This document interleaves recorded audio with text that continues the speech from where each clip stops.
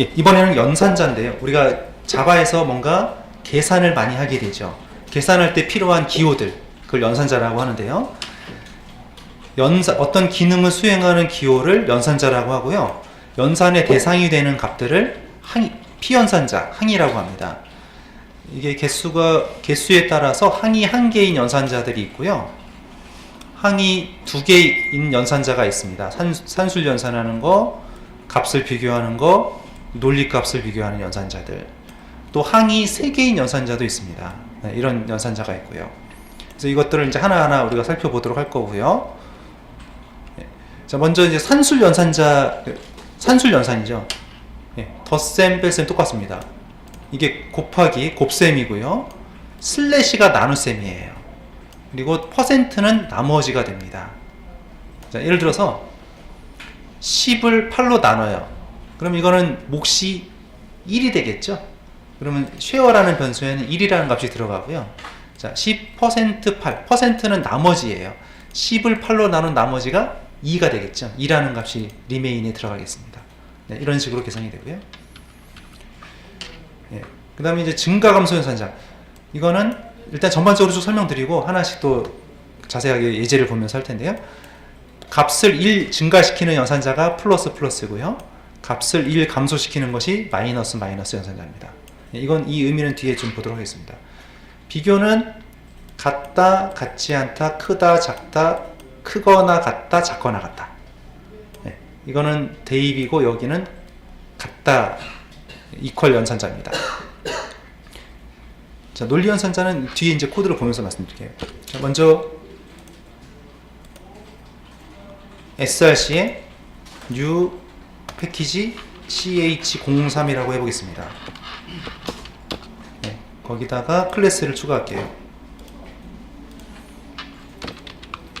네, 이런 킬크란 이름으로 클래스를 만들고요.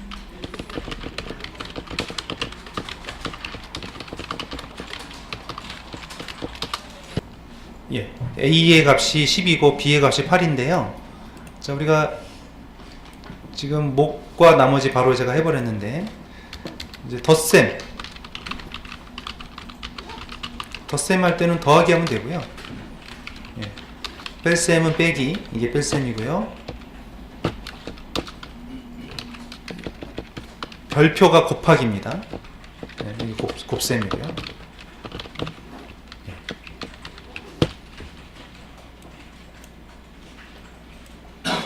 예, 더한 값이 나오고 뺀 값이 나왔고요. 곱한 값이 나오고 있죠. 자, 곱하기는 곱하기가 이게 아니죠. x라는 문자가 있기 때문에 별표를 해야지 되고요. 자, 몫을 계산할 때, 나누기를 할 때는 슬래시가 나누기입니다. 그리고 이게 나머지입니다. 퍼센트가. 네. 자, 우리가 이제 값을 연산하다 보면 증가시키거나 감소 작업을 해줘야 될 때가 있습니다. 그럴 때 이제 필요한 플러스 연산자와 마이너스 연산자라는 게 있는데 거기에 대해서 연습을 하겠습니다. 자, 처음에 i의 값이 5고요. j의 값이 0였습니다. 근데 여기 이제 플러스라는 연산자는 2를 더하라는 뜻이거든요. 사실은 이제 플러스는 예, i++는 사실 이런 뜻이에요. 예, i의 값을 1 증가시킨 다음에 그 증가된 값을 다시 i에다 집어넣어라 이런 뜻입니다. 근데 이게 이렇게도 쓰고 똑같아요. i하고 플러스가 뒤에 와도 되고요. 앞에 와도 됩니다. 예, 그러면 또 비슷하게 1 감소시키고 싶을 때가 있겠죠. 그럴 때는 마이너스 2개를 씁니다. 예, 마이너스 2개 써서 그러면 i의 값을 1 감소시킨 다음에 집어넣어라 이렇게 되는 거죠. 예, 이렇게 되는데 이 코드를 보시면 좀 뒤에가 있고 앞에가 있는데 차이가 좀 있습니다. 그러면 여기 뒤에가 있을 때는 다른 연산을 먼저 다 한 다음에 마지막에 증가를 시키고요. 이거는 먼저 자기가 증가시키고 나중에 값을 저장합니다. 그래서 답이 약간 다르게 나왔죠. 여기는 5였고 0이었는데 i에 있던 5의 값이 j에 들어간 후에 i의 값이 올라갔고요. 여기는 i의 값이 먼저 6으로 바뀐 다음에 바뀐 값이 들어간 거고요. 예, A에 3이 들어가 있고 B에 5가 들어가 있어요. 근데 이제 변수 선언할 때 여기도 보시면요, 변수 하나당 한 줄씩 선언을 할 수 있는 방법이 있고요. 변수가 지금 두 개니까요. 두 개니까 두 줄, 한 줄 한 줄 해도 되고요. 같은 자료형이면 이렇게 쉼표를 찍어도 됩니다. 예를 들어서 뭐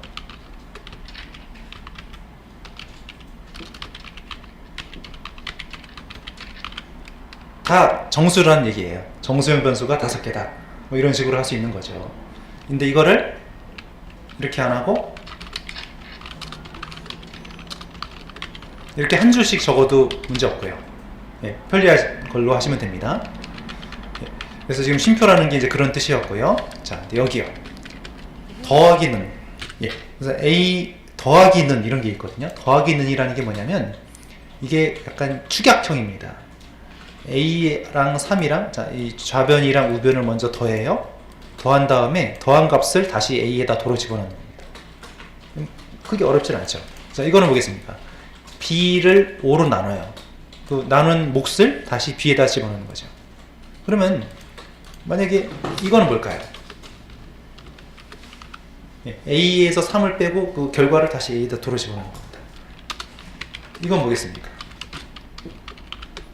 A에다 3을 곱해서 그 곱한 결과를 다시 A에다 집어넣는 겁니다. 어렵지 않으시죠? 물론 이거를 이렇게 적어도 되고요. 예, 짧게 그냥 이렇게. 예. 차이점은 이 연산자가 이렇게 계산이 2번 되는 거고요. 이거는 2번 계산되는 거고, 계산이 이건 1번 되는 거고요. 빠르게 계산되는 거고요. 예. 자, 그래서 이렇게 답이 나왔고요. 네, 그래서 A가 원래 3이었는데 3을 더해서 6이 됐고요. 6이 나왔고요. B가 5였는데 5로 나눠서 몫이 1이 됐고요. 자, 그런데 이제 이게 어렵죠. 10이라는 숫자, 자, 이게 뭐냐면 쉬프트 연산자라는 겁니다. 자, 이게 뭐냐면 자, A 값에 지금 12가 들어있습니다. 근데 사실 이 코드는 이거죠. 이 얘기랑 같은 거니까요. 네. 이 얘기를 짧게 그냥 이렇게 한 것 뿐입니다. 네. 자, 그럼 A가 10이죠. 10이라는 거를 이진수로 이제 풀어서 적어보면요. 이렇게 됩니다. 자, 계산기. 컴퓨터에 설치되어 있는 계산기를 보겠습니다. 계산기에 보면, 여기 보기에 보면 프로그래머용 계산기가 있거든요. 네, 프로그래머용 계산기. 눌렀습니다. 그러면 여기서 지금 진법이 여기 DC 돼 있는데 이게 디시멀에서 10진법이라는 얘기예요. 10진수. 여기다가 이제 값을 12 썼습니다. 자, 12라는 걸 쓰고 이 아래쪽에 보면, 왼쪽에 보면 BIN 있죠. 이 바이너리에서 이진법이거든요. 딱 누르면 이진법으로 바꿔서 1100으로 나와요. 그러니까 10진수 12는 이진수 1100. 네, 이렇게 바뀌었다는 얘기죠. 그럼 얘가 이제 컴퓨터에서 메모리를 그릴 때, 자, 그 정수잖아요. 정수는 4바이트를 차지하죠. 그러니까 이게 앞에 이게 한 1비트라고 하고요. 바이트라고 하고요. 다 제로로 채워졌을 거고, 뒤에가 또 이렇게 됐고 1100이었죠. 1100이었죠. 1100. 그러면 결국 이렇게 그려지게 됩니다. 10진수 10이라는 게 메모리에는 이렇게 진짜 그려지게 되는 거죠. 예. 이건 이해되시죠? 자, 그러면 여기서 이게 뭐냐면 이 비트 값을 A의 값을 오른쪽으로요 2비트씩 밀어내는 거예요. 자, 그럼 밀어내면 어떻게 될까요? 밀어내면 얘가 맨 끝에 있는 두 개가 잘려나가겠죠? 밀려나갔으니까. 그러면 이렇게 될 거고, 빈자리에는 뭐가 들어오냐면 제로가 들어와요. 그래서 값이 결국 지금 자리가 밀렸거든요. 예, 이렇게 되는 겁니다. 근데 저 여기가 좀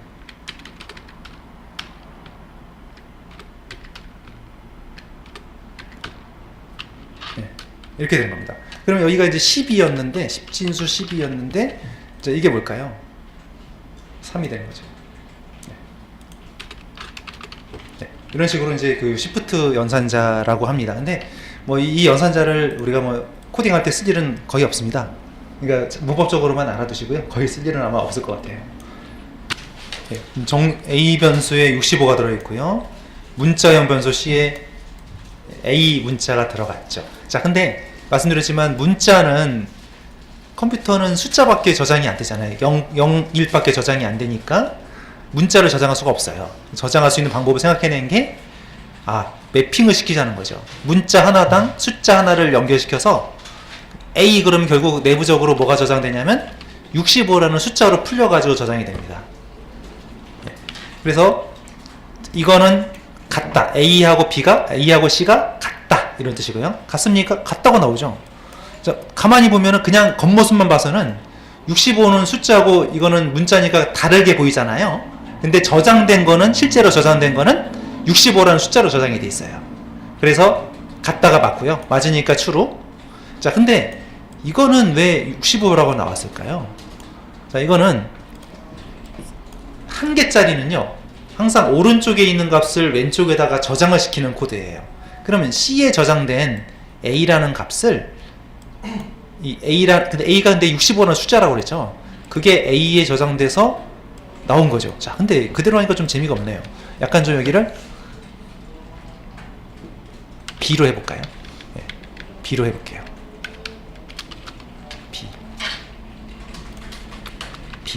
B로 해보겠습니다. 그러면 A하고 C가 같습니까? A는 65고 B는 숫자 코드가 66이거든요. 달라요. 그래서 다르니까 false가 떴고, 자, 여기요. C의 값이 B인데 B는 숫자 코드가 66이거든요. 그럼 66이 A에 들어가서 A의 값이 원래는 65였는데 66으로 바뀌었어요. 그래서 여기서 찍어보면 A를 다시 한번 찍어보면 A가 66이 나옵니다. 바뀌었습니다. 자, 그러니까 뭐예요? 이거는 오른쪽에 있는 값을 왼쪽에다가 저장하세요. 바꾸세요. 그 다음에 그 바뀐 값이 출력이 된 거예요. 그러니까 이 코드는 사실 두 줄로 표현할 수 있습니다. A에다가 C를 저장하고 그 저장된 A 값을 또 찍어내는 두 줄로 표현할 수 있고요. 자, B하고 65가 이거는 not equal이라고 읽으시면 돼요. 같지 않다. not equal. 같다를 검사할 때는 이거 두 개 쓰고요. 같지 않다를 검사할 땐 느낌표랑 는을 붙여 써야 됩니다. 띄면 안 됩니다. 띄면 에러가 나고 붙여야 됩니다. 같지 않은데 같지 않다니까 맞는 거죠. 맞으니까 true가 나온 겁니다. 우리가 이제 논리형 연산자라고 하는데요. 논리 연산자라고 하는데요. 이거 &죠. and가 두 개 붙어 있으면은 그 왼쪽 이걸 중심으로 왼쪽 조건하고 오른쪽 조건을 검사를 해서 둘 다 만족하면 그때 true가 되는 겁니다. 양쪽 다 true가 돼야 되는 거죠. 자, 우리 논리 연산자라고 하는데 이게 or고요. 여기가 and입니다. 자, and는요. x하고 y가 둘 다 true가 양쪽 다 true가 돼야지만 true가 되고요. 한쪽이라도 false가 나오면 이거는 false가 되는 겁니다. or는요. 둘 중에 하나만 참이 되면 되는 거죠. 그래서 true가 하나라도 있으면 다 true가 되는 게 맞고요. 둘 다 거짓이 될 때만 false가 되는 거죠. 그거를 이제 우리가 식으로 표현하면, 자바 코드로 표현하면 이렇게 표현할 수 있다는 얘기입니다. 자, 그래서 A가 7인데 A가 5보다 큽니다. 맞습니다. 근데 A가 0보다 작으냐고 물어봤는데 아니잖아요. false잖아요. 왼쪽에는 true, 오른쪽에는 false예요. 그러면 false. false 나오는 거고, 자, 이거는 or니까요. 둘 중에 하나만 true면은 통과예요. 자, A가 5보다 크니까 뒤에 볼 거 없죠? 통과. 그래서 true. 이런 식으로 처리가 되는 겁니다. 항이 3개인 연산자를 사막 연산자라고 하는데요. 보시면 지금 물음표하고 약간 좀 식이 합쳐진 게 아니라 좀 떨어져 있어요. 물음표랑 콜론이 식이고요. 그 연산자고요. 앞에 조건이 들어가고 이 조건을 검사해서 조건이 맞으면 물음표 뒤에가 답이 되고요. 이 조건이 틀리면 콜론 뒤에가 답이 돼요. 이게 사막 연산자거든요. 항이 하나, 둘, 3개 해서 사막 연산자라고 부르고요. 그래서 이런 코드를 작성해 볼 겁니다. num에 -5가 들어갔을 때 0보다 크면 그대로 하고, 그렇지 않으면 앞에 마이너스를 붙이면 부호가 바뀝니다. 마이너스가 플러스로 바뀌게 되는 거죠. 이 코드를 작성을 해보겠습니다. 이 코드에 보시면 정수형 변수 num에 -5가 들어있죠. 그러면 이 이 부분이 이제 연산자인데요. 물음표랑 콜론이 떨어져 있는데 사실 이거는 하나의 명령어라고 볼 수 있고요. 자, NUM이 0보다 큰지 물음표 앞에가 조건이에요. 검사. 0보다 크지 않죠. 크지 않으면 콜론 뒤에가 답이 됩니다. 앞에 이제 마이너스가 붙으면 마이너스가 마이너스면 부호가 중접이 되면 플러스로 바뀌잖아요. 네, 그래서 플러스 5가 나온 거고요. 만약에 여기가 그냥 처음부터 5였다. 그러면 0보다 크다 맞기 때문에 그때는 물음표 뒤에가 답이 되고요. 네, 이런 식입니다. 지금 NUM에 5가 들어갔으니까 0보다 크다. 이게 조건이죠. 조건을 만족하면 물음표 뒤에가 그대로 답이고요. 조건이 거짓이면 이 콜론 뒤에가 답이 되는 것입니다. 지금 항이 지금 1개, 2개, 3개이기 때문에 3항 연산자 또는 조건이 들어가니까 조건 연산자라고도 해요. 근데 이 식은 우리가 if문을 이용해서 다음과 같이 바꿀 수가 있습니다.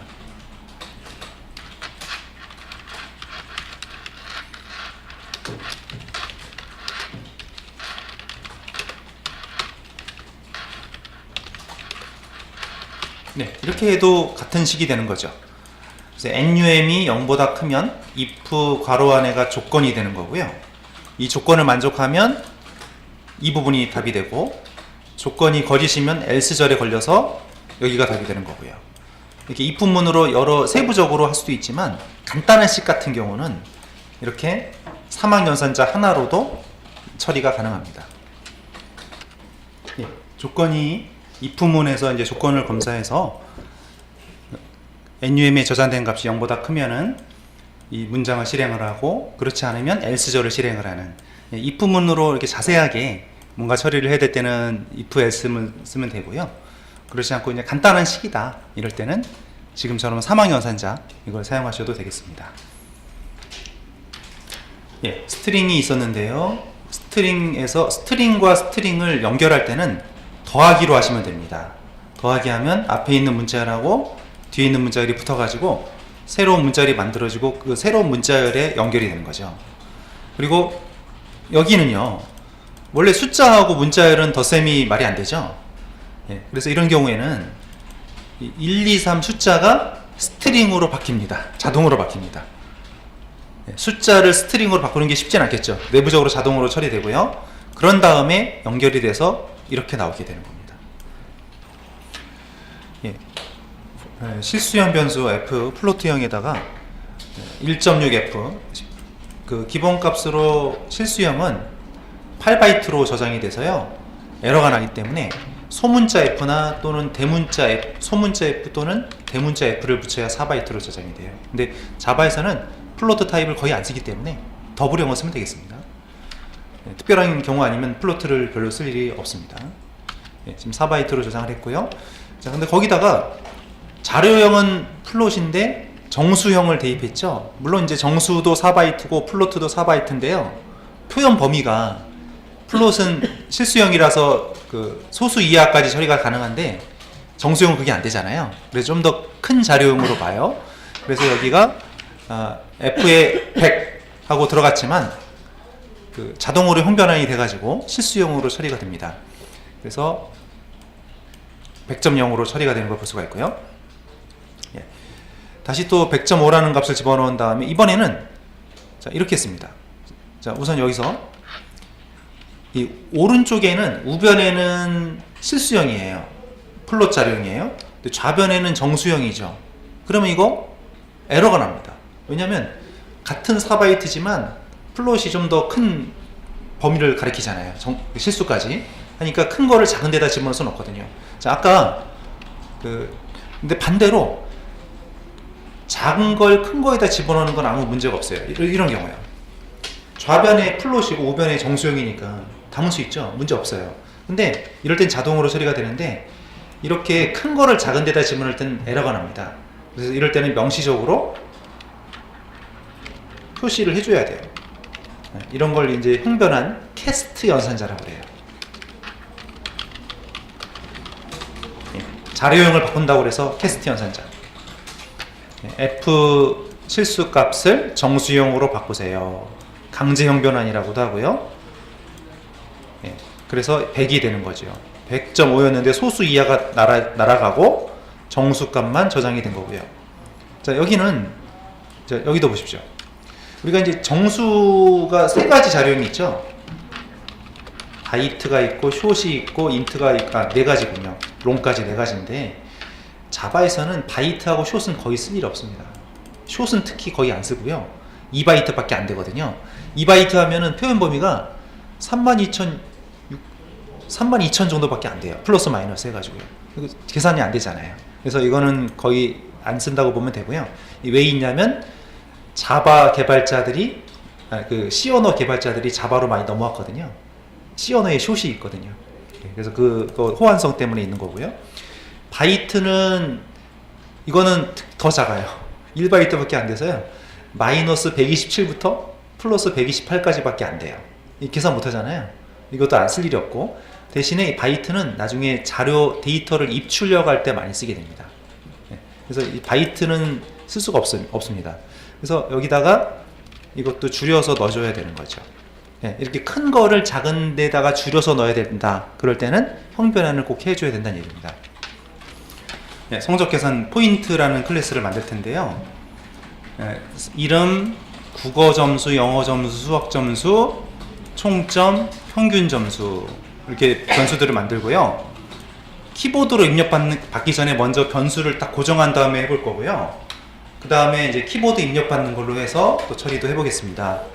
총점은 변수 3개의 값을 더하면 되고 평균 점수는 3으로 나눠주면 되겠죠. 그래서 결과 출력을 하겠습니다.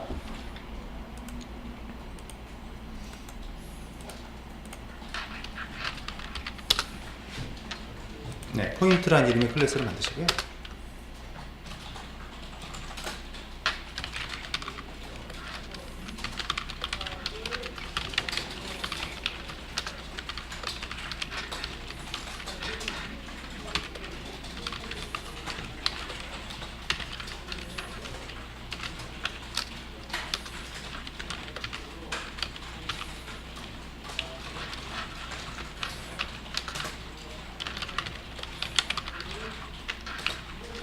자, 코드를 보시면은 이제 이름이 이제 김철수고요. 국어 점수 100점, 영어 점수 80점, 수학 점수 70점 이렇게 값을 고정시켰고요. 여기가 총점을 저장할 변수, 평균을 저장할 변수예요. 총점은 3개 다 더하면 되죠. 더하면 되고 평균은 3으로 나누면 되는데요. 그렇게 해서 출력을 하는데 이 역/t가 탭을 띄우는 겁니다. 탭을 띄워주는 그 명령어고요. 기호고요. 여기도 이제 탭을 중간에 띄워주기 위해서 이게 중간에 연결을 시켰어요. 그리고 한 줄에 쓰기가 너무 길어서 좀 2줄로 떨어뜨렸고요. 그래서 결과를 보시면 이런 식으로 출력이 되게 됩니다. 자, 그런데 지금은 이게 딱 250점으로 떨어져서 그런데 이게 자, 점수를 제가 국어 100점, 영어 80점, 수학을 77점을 했거든요. 그러면 이게 총점이 257이 돼서 평균이 원래 85.6이 나와야 되는데 소수 이하가 처리가 안 됐죠. 그러면 뭐가 문제였을까요? 이 부분에 아까 지난 시간에 말씀드렸지만 나눗셈 할 때는 양쪽 모두 정수면 몫이 정수밖에 안 나온다고 그랬죠. 한쪽이 최소한 실수가 돼야 돼요. 그래서 여기를 3.0 이렇게 해보겠습니다. 실수형을 집어넣어야 제대로 나온다는 얘기죠. 그러면 이제 평균이 나오잖아요. 키보드 입력받는 걸로 이제 바꾸는 거죠. 스캐너를 임포트 해야 됩니다. java.ut를 잘 골라주시고요. 그런 다음에 안내문을 띄워줘야죠. 이름을 입력하세요.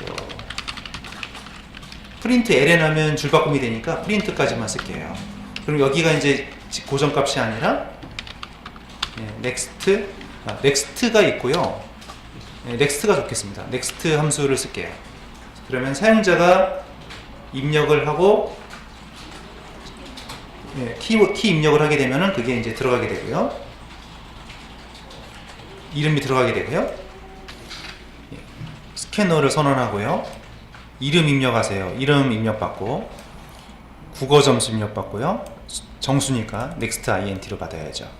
영어 점수 입력하세요. 수학 점수 입력하세요. 그러니까 바뀐 부분이 여기까지가 바뀌었습니다. 그러면 이런 식으로 입력을 했을 때 입력한 값으로 처리가 돼서 나오게 되는 겁니다.